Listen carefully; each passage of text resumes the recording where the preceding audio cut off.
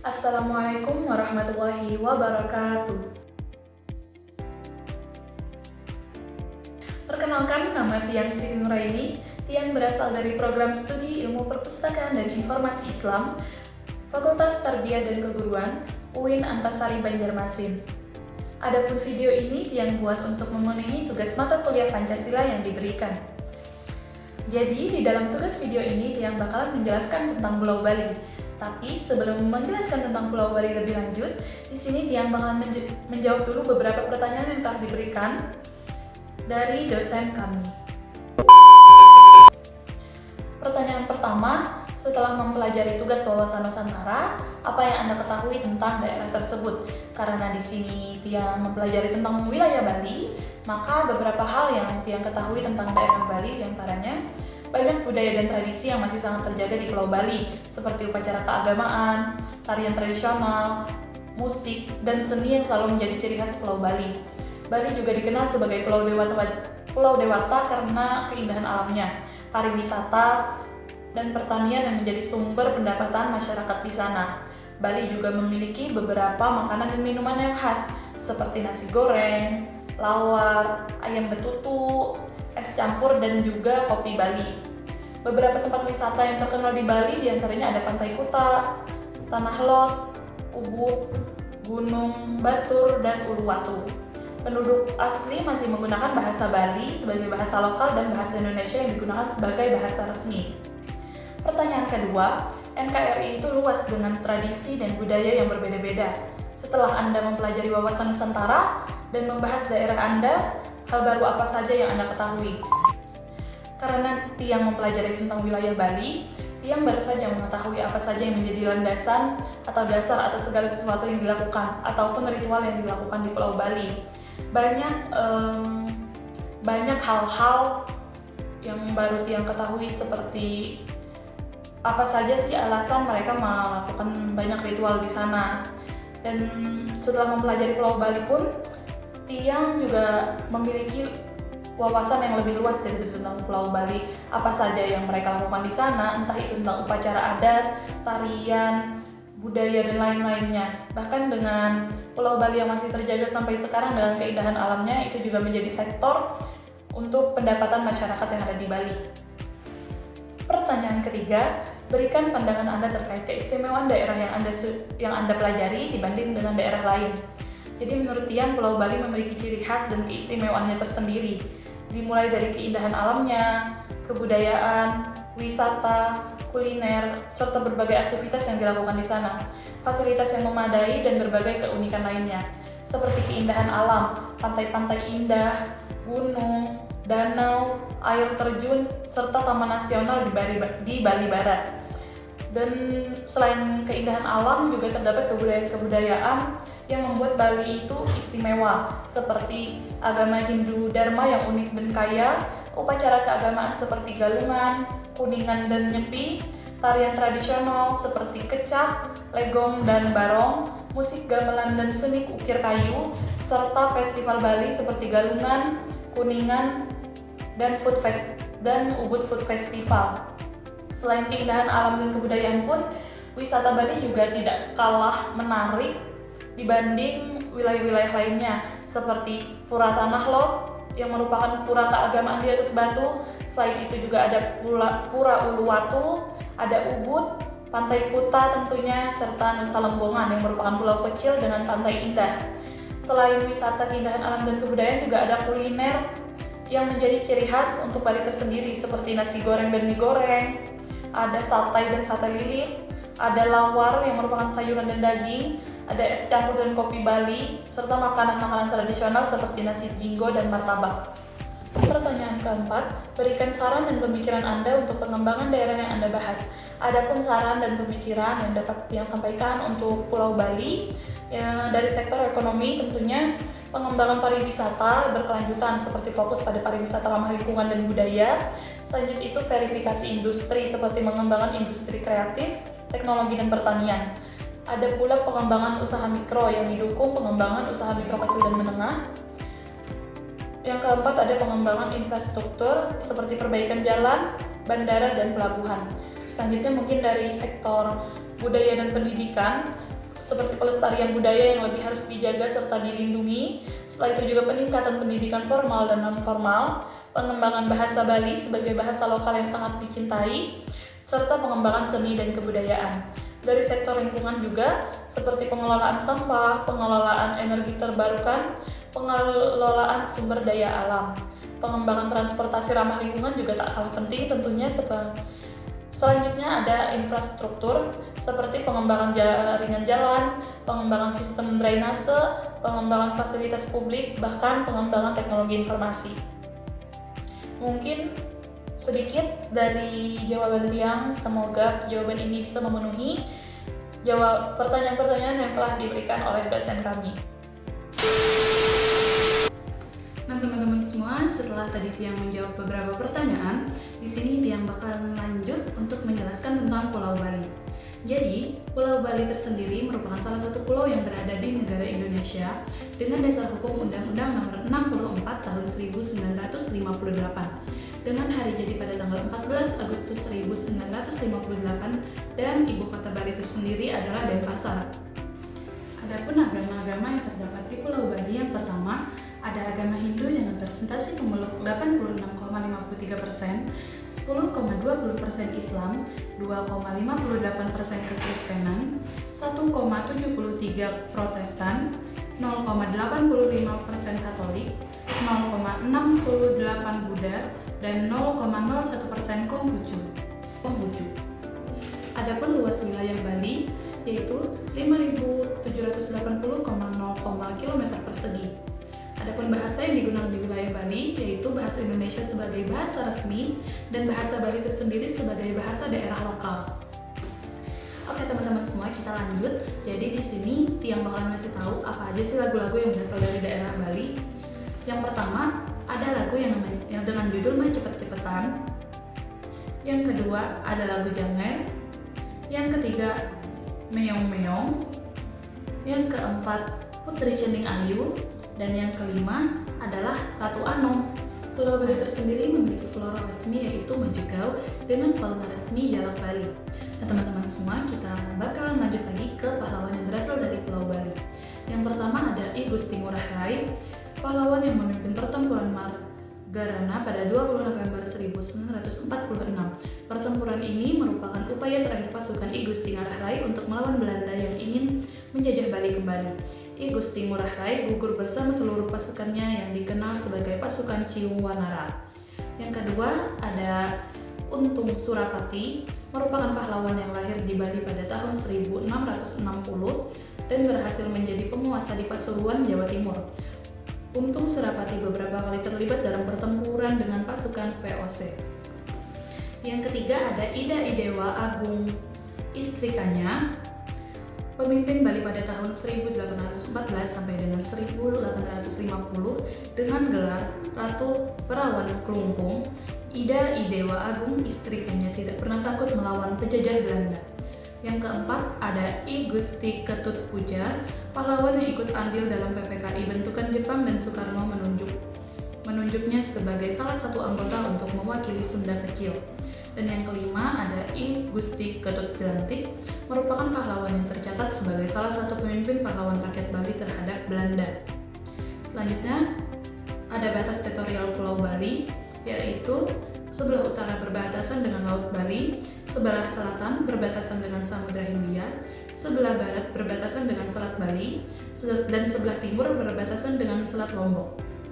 Selanjutnya teman-teman, kita bakalan masuk ke tradisi dan budaya yang ada di Pulau Bali. Di sini Tiang bakalan membacakan apa saja sih tradisi dan budaya yang masih ada, bahkan terjaga sampai sekarang yang ada di Pulau Bali. Yang pertama kita bakalan membahas tradisi. Tradisi yang ada di Pulau Bali yang masih ada sampai sekarang salah satunya adalah ngaben. Ngaben merupakan upacara pembakaran jenazah yang bertujuan untuk membebaskan roh orang yang meninggal dari duniawi dan mengantarnya ke alam baka. Yang kedua ada melasti, merupakan ritual penyucian diri dan alam semesta yang biasanya dilakukan pada hari raya Nyepi.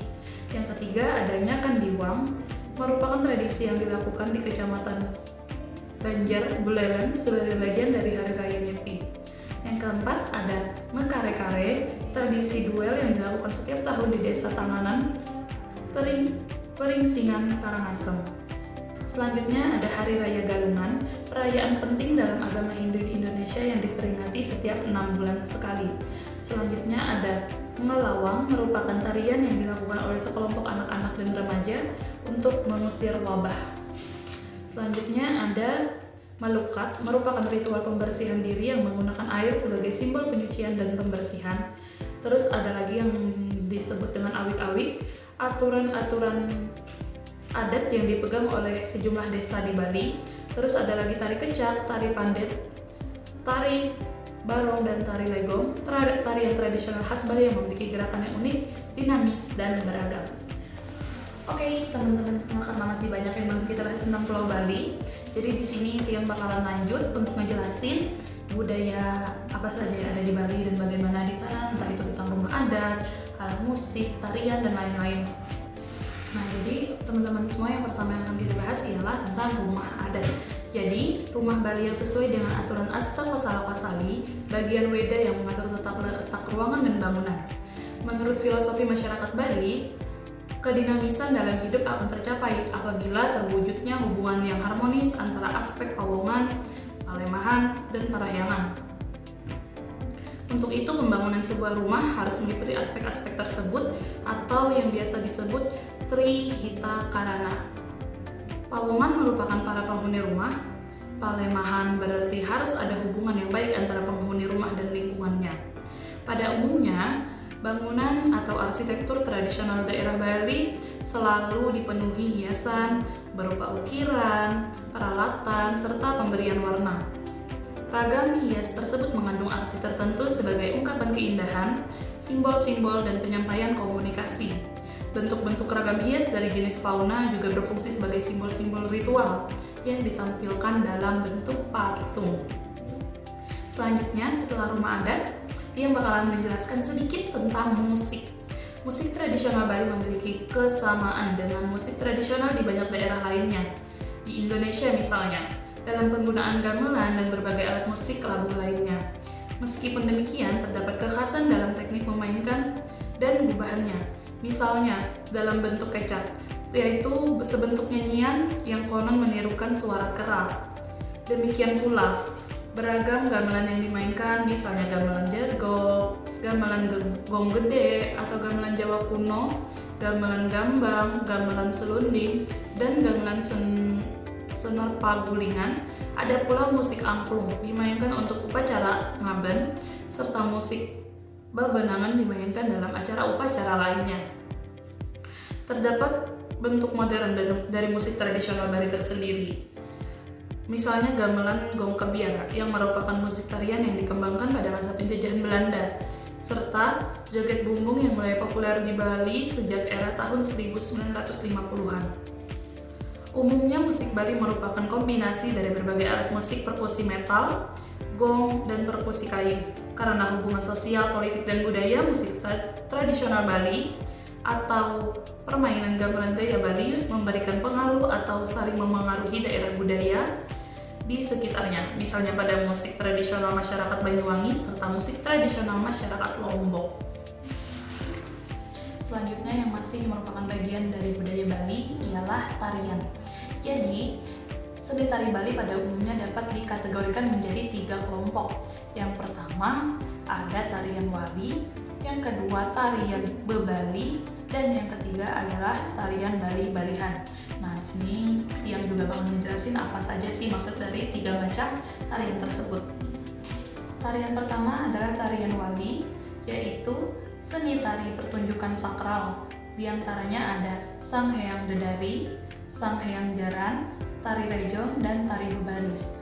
Yang kedua adalah tarian Bebali. Tarian Bebali atau seni tari pertunjukan untuk upacara dan juga untuk pengunjung. Di antaranya ada tari topeng dan juga tari gambuh. Yang ketiga adalah tarian Bali-Balihan. Tarian Bali-Balihan atau seni tari untuk hiburan pengunjung. Di antaranya ada tari legong, tari arja, joget bumbung, drama gong, barong, tari pendet, tari kecak, calon arang, tari janger, dan tari tenun. Selanjutnya ada makanan utama. Di Bali biasanya ada ayam betutu, babi guling, sambal matah, bekokak mekuah, bepasir sambal matah, bebek betutu, berangkes, gerangasem, jejeruk, jukut urap, komoh, lawar, bubuh, nasi tepung, penyon, sate kablet, sate babi guling, sate lilit, sate pentul Bali, sate penyu, sate tusuk, timbungan, jukut ares, tung, urutan, dan lain-lainnya. Untuk senjata tersendiri di Bali ada belakas, keris, tombak, tiuk, taji, kandik, calut, arit, udut, gelewang, trisula, panah, penampat, garot, tulut, kis-kis, anggapan, berang, pengiris, dan penguntik. Nah teman-teman semua, itu tadi sedikit tentang tradisi dan budaya yang ada di Bali. Di sini yang bakal lanjut tentang adat istiadat yang ada di Bali. Yang pertama ada upacara Ngaben. Jadi upacara Ngaben merupakan upacara pembakaran jenazah yang merupakan ritual untuk mengembalikan roh leluhur ke alam semesta. Yang kedua ada Melasti, merupakan upacara yang dilakukan sebelum hari raya Nyepi untuk menyucikan diri dengan mendatangi sumber air seperti pantai. Yang ketiga ada Galungan, merupakan upacara untuk memperingati terciptanya alam semesta dan kemenangan umat Hindu. Terus ada juga omet-ometan, tradisi yang hanya boleh dilakukan oleh pria dan wanita yang belum memiliki pasangan. Ada Mepandes, merupakan upacara adat yang juga dikenal dengan nama potong gigi. Ada juga Ngerupuk, merupakan rangkaian upacara Nyepi. Ada Otonan, upacara yang dianggap sebagai ulang tahun di Bali. Piodalan, upacara untuk membayar hutang pada Sang Pencipta. Saraswati, hari raya yang dilaksanakan setiap 6 bulan sekali. Dan Tumpek Landep, upacara yang dilaksanakan setiap 210 hari sekali.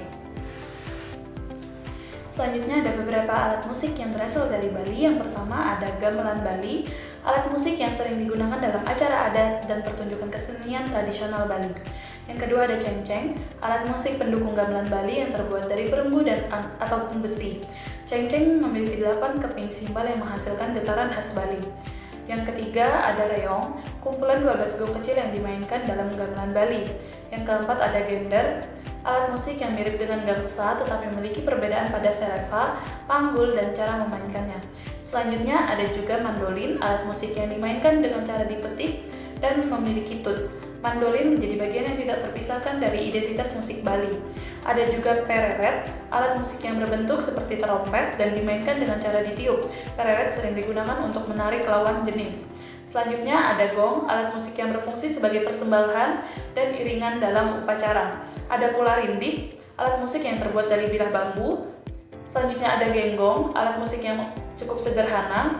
Suling, kendang, dan sibal. Ada pula lonceng, drum, dan angklung, merupakan alat musik perkusi yang terbuat dari bambu. Sekarang Tiang bakalan lanjut ke sumber daya alam, sumber daya manusia, dan semboyan di Pulau Bali. Yang pertama, kita bakalan masuk dulu ke sumber daya alam. Potensi sumber daya alam di Bali mencakup kekayaan alam di berbagai bidang, seperti pertanian, perkebunan, pertambangan, kelautan, dan perikanan, kebudayaan dan pariwisata, serta sumber daya hutan. Setelah tadi Tiang sudah menjelaskan tentang sumber daya alam yang ada di Bali, sekarang Tiang lanjut bakalan menjelaskan tentang sumber daya manusia yang ada di Bali. Tingkat pendidikan penduduk Bali tersendiri masih didominasi oleh lulusan sekolah dasar, yaitu sekitar 21 sampai dengan 27% dari total penduduk. Pemprov Bali tersendiri sudah berupaya untuk mengembangkan sumber daya manusia yang berdaya saing tinggi, berkualitas, dan berintegritas. Kita lanjut ke semboyan daerah Bali. Semboyan daerah Bali adalah Bali Dwipa Jaya, yang artinya Jayalah Pulau Bali. Semboyan ini terdapat di lambang daerah Provinsi Bali yang berbentuk segi 5 dengan warna dasar biru tua. Kata Bali Dwipa Jaya berasal dari bahasa Sanskerta. Bali juga dikenal dengan sebutan Pulau Dewata. Bali memiliki ciri khas seperti hari raya Nyepi, pakaian adat, rumah adat, subak, musik, tarian, upacara adat. Bali memiliki 2 dialek bahasa, yaitu Bali Aga atau Bali Mula dan Bali Dataran. Dialek Bali Aga atau Bali Mula dituturkan oleh penduduk di daerah daratan tinggi, sedangkan Bali daratan dituturkan oleh penduduk di daratan rendah. Selanjutnya, yang di sini bakal ngasih tahu teman-teman semua tentang peninggalan apa saja yang ada di daerah Bali. Yang pertama ada Prasasti Julah. Prasasti ini diketahui telah dibuat pada tahun 987 Masehi. Dalam Prasasti Julah menyebut jika Raja Jaya Sadu Warmadewa memberikan hadiah berupa desa sembilan kepada rakyat desa Julah. Yang kedua ada Prasasti Babahan. Prasasti ini dipercaya telah ada sejak 917 Masehi. Prasasti Babahan berisi tentang pembebasan pajak terhadap tempat-tempat suci yang ada di Bali. Yang ketiga ada Prasasti Blanjong. Prasasti ini berangkat 835 Saka atau 914 Masehi. Dalam prasasti ini disebutkan bahwa di Bali telah berkuasa raja-raja dari dinasti Marwadewa. Yang keempat ada Prasasti Pandak Bandung. Prasasti yang ditulis menggunakan aksara Jawa kuno yang diketahui telah ada sejak 1011 Masehi. Berisi tentang wafatnya Ratu Gunapriya Darmapati dan Raja Dharma Sri Udayana Marwadewa. Yang kelima ada Prasasti Huang. Prasasti ini diketahui telah ada sejak 1011 Masehi, berisikan tentang pemerintahan Raja Dharma Sri Udayana Marwadewa di Bali pada tahun-tahun terakhirnya. Yang keenam ada Pura Agung Besaki. Pura Besaki adalah pura terbesar dan paling suci di Bali. Terletak di lereng Gunung Agung, pura ini adalah tempat pemujaan utama bagi umat Hindu Bali. Pura Besaki memiliki kompleks yang luas dengan banyak candi kecil yang tersebar di seluruh area. Yang ketujuh ada Telaga Suci Tirta Empul. Peninggalan kerajaan Bali yang satu ini dibangun pada masa pemerintahan Raja Jayasiga Marwadewa. Tempat ini dijadikan sebagai tempat penyucian dan pemujaan terhadap Dewa Wisnu. Yang kedelapan ada Goa Gajah. Goa Gajah adalah situs arkeologi yang memiliki makam-makam kuno dan gua berukir yang menggambarkan patung Ganesha, dewa Hindu berkepala gajah. Situs ini diyakini berasal dari abad ke-11. Yang kesembilan atau yang terakhir ada Pura Bukit Durga Putri. Peninggalan ini merupakan pendarmaan Ratu Gunapriya Darmapati atau Mahendradatta. Jadi teman-teman semua, itu sedikit penjelasan Tiang tentang Pulau Bali. Semoga video ini bermanfaat untuk teman-teman semua yang menonton dan bisa memenuhi tugas video Tiang. Sekian dari Tiang, saya yang tutup. Assalamualaikum warahmatullahi wabarakatuh.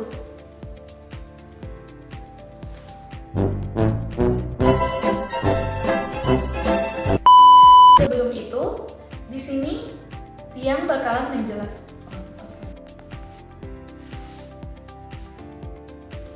Ketahui bahwa apa saja yang menjadi landasan atau dasar atas segala sesuatu yang dilakukan ataupun ritual yang dilakukan di sana selama ini. Oke, ulang.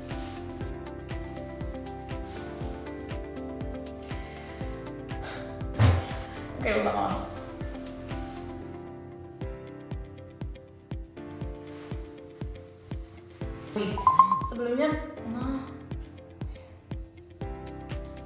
karena yang ketiga ada Ida dan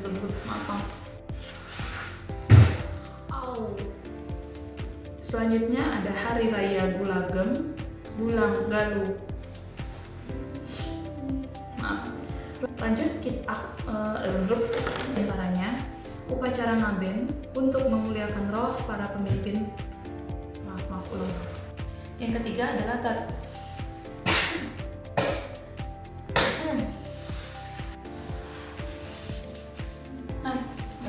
belum. Oke teman-teman semua, di sini